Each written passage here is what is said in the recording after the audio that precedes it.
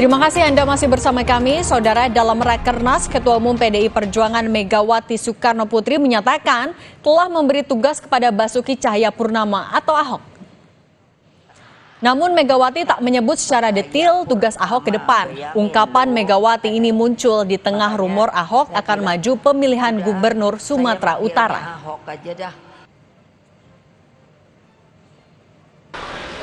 Sekarang beliau bersama kita sudah keluar dari pemerintahan, lalu bilang pada saya, Ibu minta tugas. Oke, sudah ada tugasnya.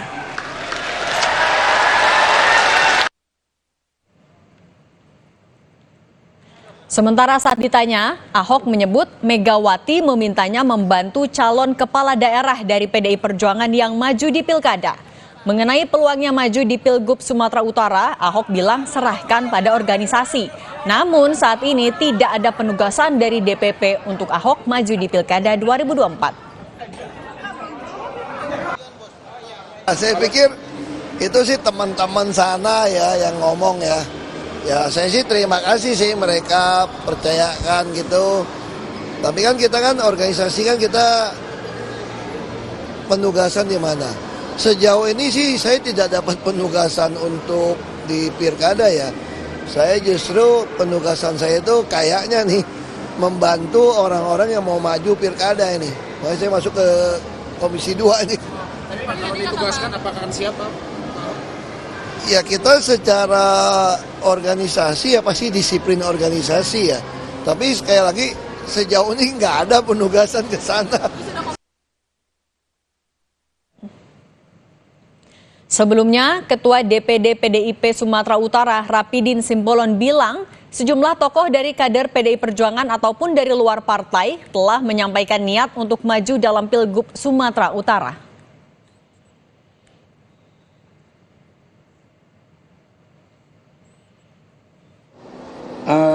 PDI Perjuangan memang bisa membawa sendiri calonnya. Sekarang yang mendaftar ke PDI Perjuangan sudah ada beberapa nama. Dari internal partai sudah ada, dari eksternal juga sudah ada. Bahkan dari internal ada Bapak Nixon Nababan, dari eksternal ada Bapak Edi Rahmayadi. Kemudian Ijek juga sudah nelpon saya, beliau nanti akan mengembalikan formulirnya setelah Rakernas. Ketua Umum PDI Perjuangan Megawati Soekarno Putri menyatakan telah memberi tugas kepada Basuki Cahayapurnama atau Ahok. Ungkapan Megawati muncul di tengah rumor Ahok akan maju pemilihan Gubernur Sumatera Utara. Apakah Ahok dipersiapkan jadi penantang menantu Presiden Jokowi, Bobi Nasution yang sudah terlebih dulu diusung oleh Partai Gerindra? Akankah pencalonan Ahok di Pilkada Sumut ini jadi pertarungan yang sengit? Sudah bergabung bersama kami Direktur Eksekutif Parameter Politik Adi Praetno. Mas Adi, selamat petang. Selamat petang, Mbak. Mas Adi, pesan Megawati soal tugas Ahok, apakah bisa dilihat kalau ini adalah peluang melawan menantu Presiden Jokowi, Bobi Nasution? Apalagi kan juga DPD PDIP Sumut udah bilang siap nih untuk melawan dinasti politik.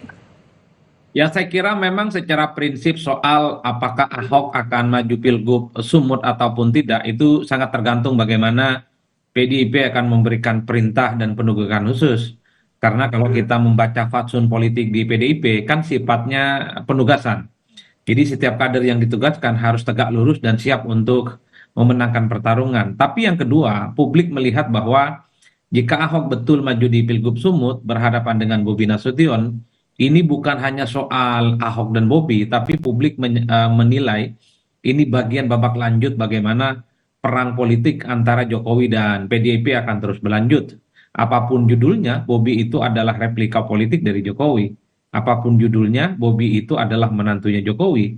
Dan oleh karena itu sepertinya memang dalam setiap kompetisi politik elektoral ke depan, di mana ada replika politik Jokowi, disitulah sepertinya memang PDIP akan melakukan perlawanan dengan mengusung kader-kader terbaik mereka untuk memenangkan kontestasi. Jadi tidak mengherankan kalau kemudian nama Ahok itu dimention soal kemungkinan untuk maju di Pilgub. Bagi saya, ini semacam babak lanjut perseteruan antara PDIP melawan Jokowi dan keluarga besarnya tentu saja. Ini tentu akan menarik, makanya kita tunggu.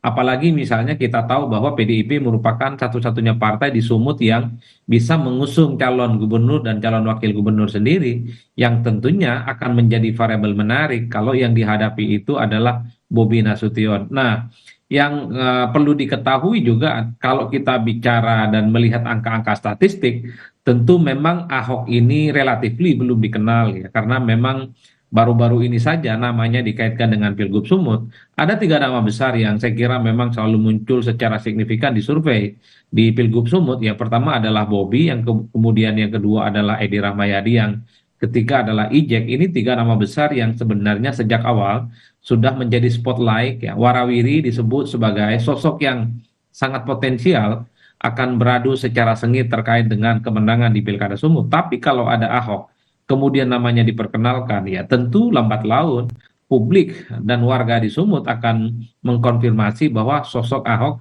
apakah akan mereka dukung ataupun tidak. Tentu sangat tergantung bagaimana kampanye dan kerja-kerja politik yang akan dilakukan oleh Ahok ke depan. Tapi yang jelas, kalau Ahok betul diterjunkan ke Sumut sebagai sosok yang dinilai akan menantang Bobi Nasution, ini akan menjadi pertarungan yang cukup menarik. Karena ini menyangkut soal gengsi Jokowi dan keluarga besarnya tentu saja, karena di situ ada Bobi. Yang kedua tentu menyangkut gengsi dan nama besar PDIP yang saya kira memang akan dipertaruhkan nantinya. Saya kira di situ komentar saya, Cindy. Oke, artinya kalau selain Ahok tadi kan ada nama lagi seperti Edi Rahmayadi dan juga Bang Ijek. Artinya 2 nama itu juga sebenarnya punya kans yang sama-sama besar untuk punya persaingan sengit melawan Bobi ya? Ya, saya kira memang PDIP di Sumut itu kan punya golden ticket. Satu-satunya partai yang bisa mengusulkan calon gubernur dan calon wakil gubernur. Oleh karena itu ya sebenarnya PDIP sangat bebas sebenarnya siapa yang akan diusung. Apakah akan mengusung Ahok, ataukah misalnya mengusung Edi Rahmayadi, ataukah misalnya mengusung Ijek yang notabene-nya kader Golkar. Tapi kalau Ijek rasa-rasanya sulit ya, karena apapun sampai hari ini Ijek adalah sosok yang dijagokan oleh Golkar yang sangat potensial untuk maju. Sekalipun Ijek maju misalnya dalam Pilgub Sumut, sepertinya memang lebih dekat untuk berkoalisi dengan partai-partai pendukung Prabowo dan Gibran, yaitu di Koalisi Indonesia Maju. Makanya tidak mengherankan sebenarnya kalau saya melihat bahwa Golkar lebih condong akan bergabung dengan Bobi, bergabung dengan jagoan yang akan diusung oleh Gerindra nantinya. Paling mungkin dalam Pilgub Sumut, ya pilihannya ada 2, kalau tidak Edi Rahmayadi sebagai kader eksternal, yang kedua adalah Ahok. 2 nama ini yang saya kira memang relatif agak diperhitungkan belakangan, karena memang levelnya adalah tokoh yang selama ini memang selalu disebut memiliki nama besar, memiliki rekam jejak dan pengalaman politik yang cukup panjang.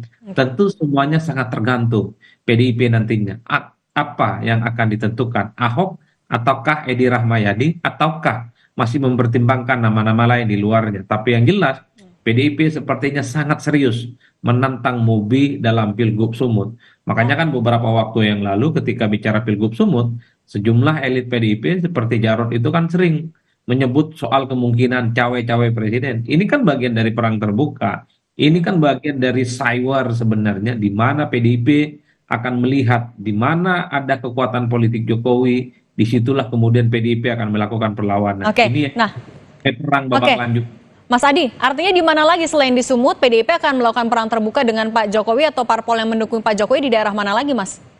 Ya sejauh ini memang belum kelihatan, hanya Sumut yang ada variabel Pak Jokowinya. Tapi kemudian kan publik misalnya menilai dan kemudian menduga-duga, bukan tidak mungkin misalnya di Jawa Tengah Pak Jokowi atau orang yang teridentifikasi sebagai orangnya Jokowi juga akan maju. Baik. Artinya apa? Ini yang disebut sebagai bahwa sepanjang Jokowi masih punya pengaruh dalam konteks politik ini, maka orang-orang yang kemudian dinilai sebagai orangnya Jokowi sangat potensial maju di wilayah-wilayah kunci. Mungkin di Jawa Tengah, mungkin juga di Bali yang selama ini dianggap sebagai basisnya Banteng, yang secara perlahan sepertinya juga akan dilawan dan digembosi kekuatan politiknya oleh orang-orang yang disebut sebagai orangnya Jokowi.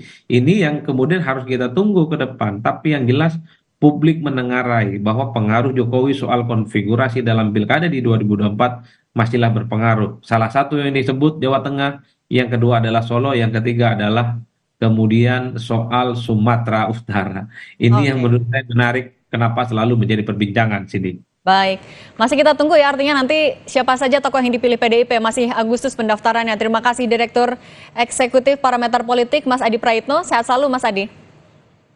Siap, terima kasih Cindy. Usai jeda, saudara, kami akan kembali dengan informasi militer Israel mengklaim serangan di Jabalia, Gaza Utara berhasil melumpuhkan sejumlah pejuang Hamas.